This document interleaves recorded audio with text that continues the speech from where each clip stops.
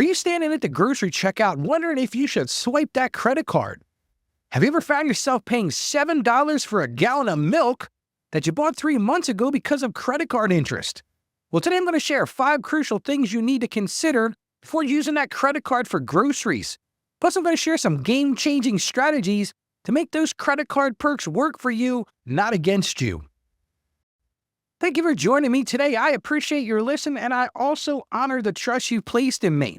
Now, if you missed yesterday's show, we had a discussion about Christian unity. I explored how working together as believers strengthens our faith and also our financial journey. If you missed it, I'm going to encourage you to go check it out. Today's listener question comes from Beverly, and she writes this: Dear Ralph, I'm struggling with grocery expenses. Every month I put them on my credit card thinking I'd pay it off, but somehow I keep carrying a balance. I know there are rewards for using credit cards, but I feel trapped in a cycle. How can I make better decisions about using credit cards for groceries? Well, that is a great question, Beverly, and I'm going to give you a great answer today, hopefully. If you've got a question like Beverly, one of the things I'm going to encourage you to do is to join our live show. Every Tuesday night, I go live at 7 p.m. Eastern Time. You can get to that by going to askralphpodcast.com/live. And if you need a bigger incentive, every week I'm giving away a $100 Amazon gift card to a lucky listener. So again, I'll encourage you to join us every Tuesday night at 7 p.m. Eastern Time. Come get your questions answered and enter that drawing for that $100 Amazon gift card. Again, that's askralphpodcast.com/live. You know, Beverly, your situation is exactly what the Bible speaks about. And I use this verse often when I talk about credit cards and debt.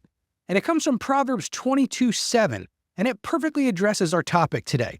And this is what the Bible says. The Bible says the rich rule over the poor and the borrower is slave to the lender. Like I said, I use that a lot, but it's so important that we handle that and we think about and we ruminate on that discussion today.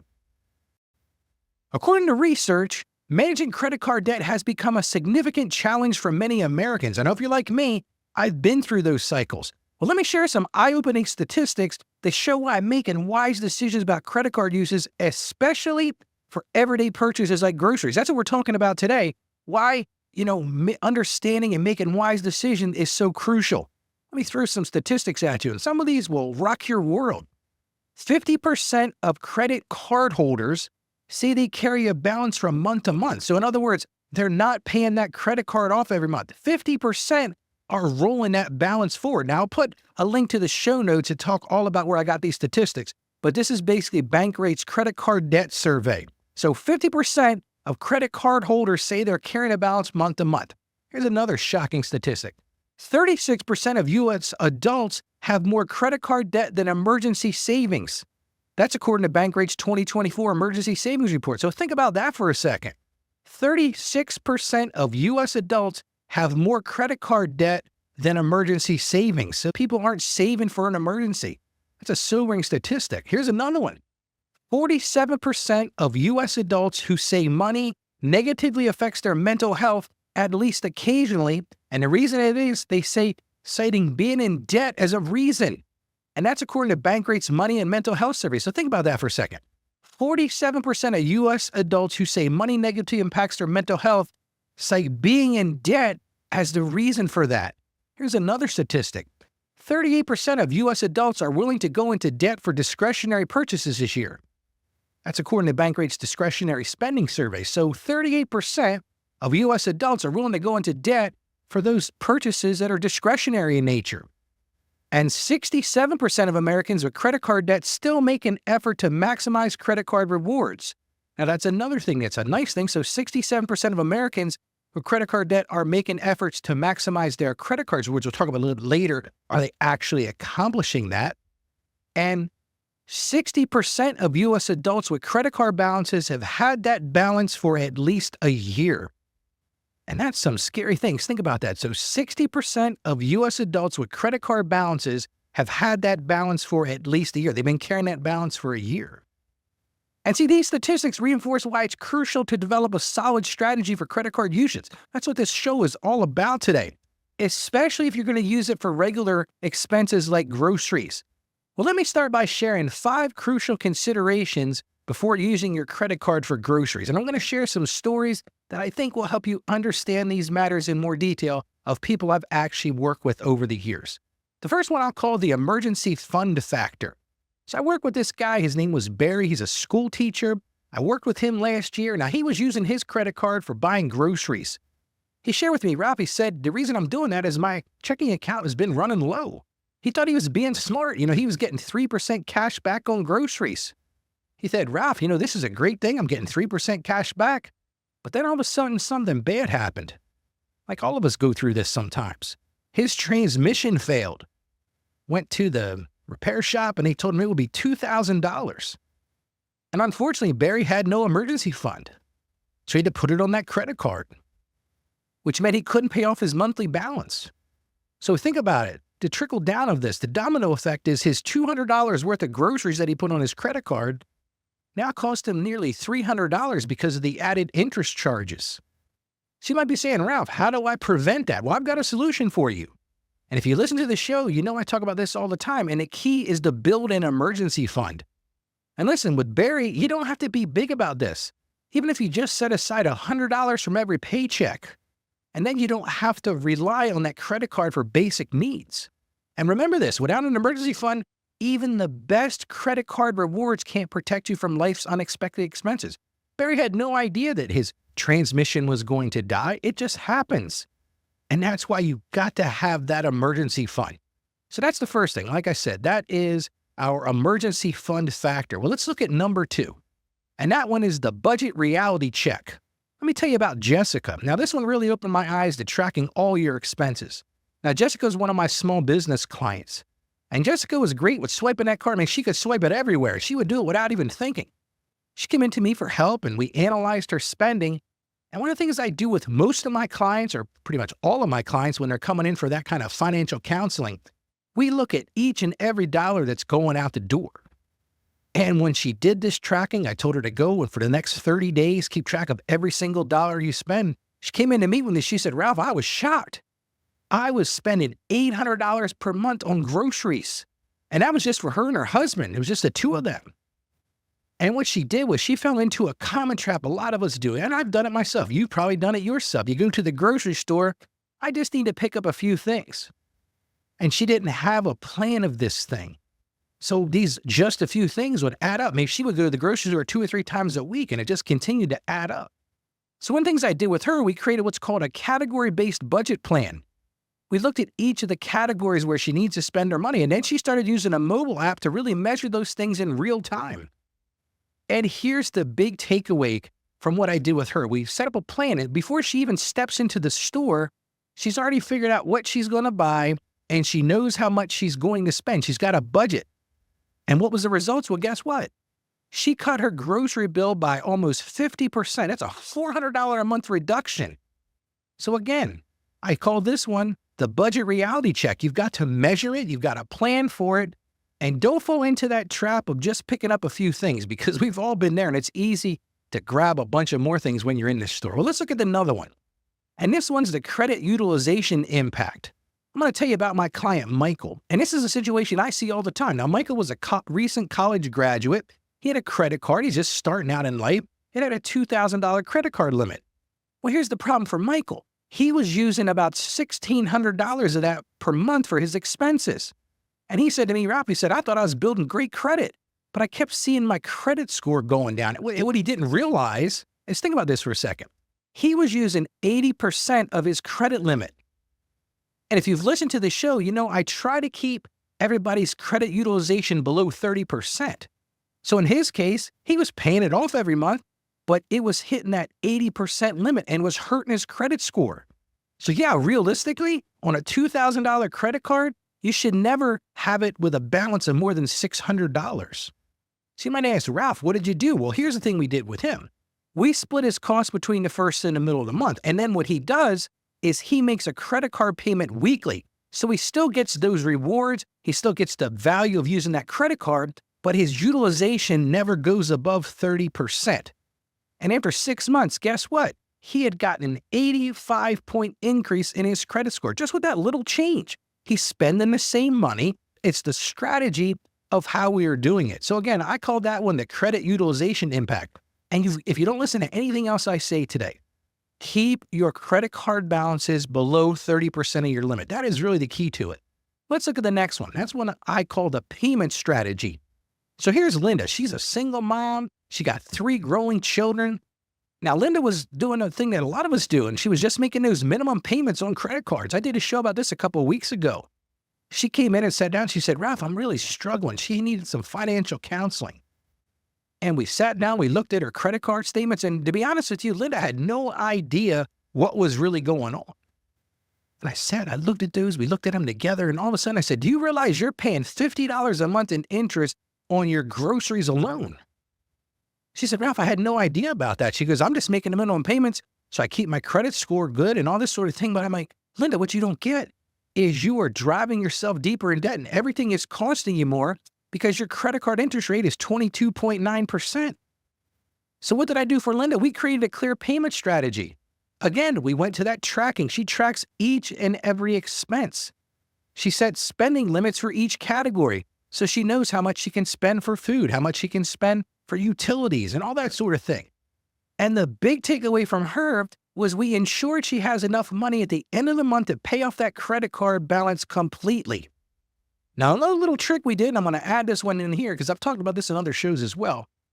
I asked Linda to add what I call the 24-hour rule for non-grocery purchases. And basically it works like this. For anything that you're going to spend more than $50 on, you wait 24 hours to see if you really need it.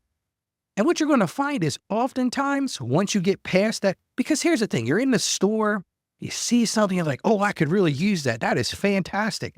And you don't have much time to think about it. And that's why stores are effective in doing this. That's why retail works. But if you say, you know what, I've got a rule. If it's $50 or more, I don't buy it until I wait 24 hours. It's kind of like a cool off period. And when we did this with Linda, it saved her hundreds in interest. And all of a sudden she said to me, Ralph, she said, I'm making better choices because I'm using that 24-hour rule. So try that out today. You might find it works great for you. I may even try to revisit that myself. So that was the payment strategy. The next one is what I'll call the rewards reality. And this is number 5. Now, David was a church administrator. He came to me excited. He said, Ralph, I will tell you, I am in love with my credit card. I get 2% cash back on everything I do. And he said, Ralph, he said, guess what? On most months, I'm earning $20 a month in rewards. And I said, David, that's fantastic. I said, let me see your statements. And I got his statements. I said, but here's the problem. You're not following, David. Yeah, you're earning $20 a month in rewards, but you're paying $90 in interest. He said, Ralph, I never considered it that way. I said, yeah, you're going forward 20 and you're falling back 90. So your net effect is you're going in worse $70 every month. So with David, we developed a plan. Now with David, we needed to be more structured. So we only use his credit card for planned purchases.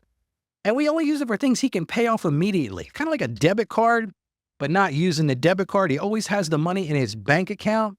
And generally every Friday he transfers whatever's on his credit card over to that credit card from his bank account, so he never carries a balance. Another thing we did with David, we created a detailed grocery list. And this is the thing. Listen to me. A lot of times, if you'll just create that detailed grocery list, plan your meals out ahead of time. You know, a lot of people talk about take Sunday afternoon and plan out your week, plan out your spending for the week, plan out your meals, and do your grocery shopping based on that. And then stick to that list. And trust me, it's hard when you're in that grocery store and you see things coming at you from all directions. And you're like, well, yeah, that would really be good. Oh, I could use this. I could use that. And then you get out of the store and you realize that you're 50% over budget. Another thing you consider here is using that envelope budgeting for discretionary spending. I think that's a great thing to consider here.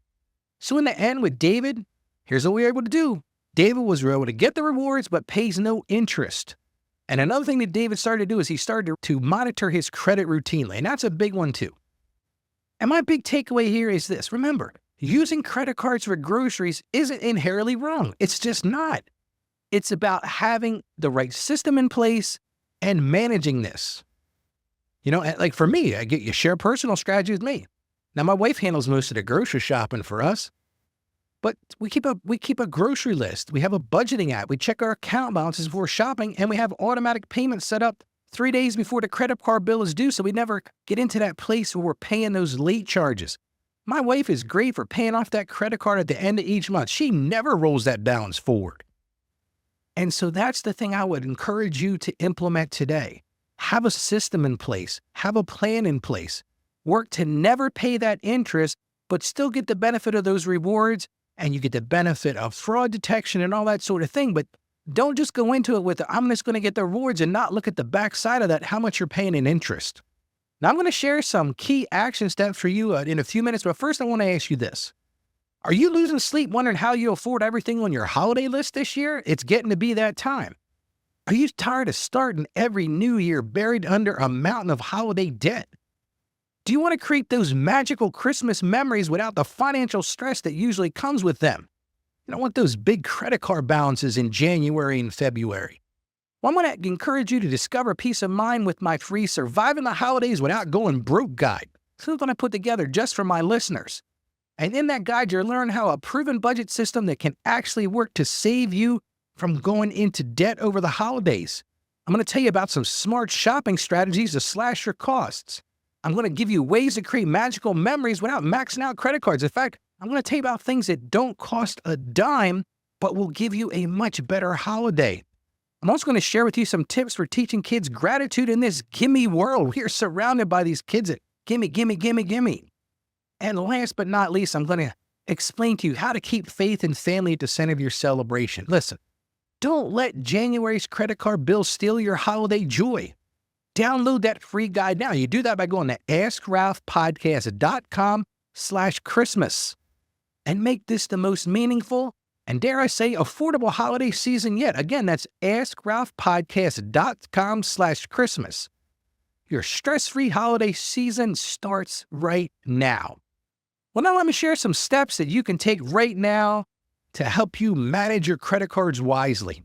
And I'm talking specifically today about groceries. First thing, create a dedicated grocery budget. Sit down and plan that out.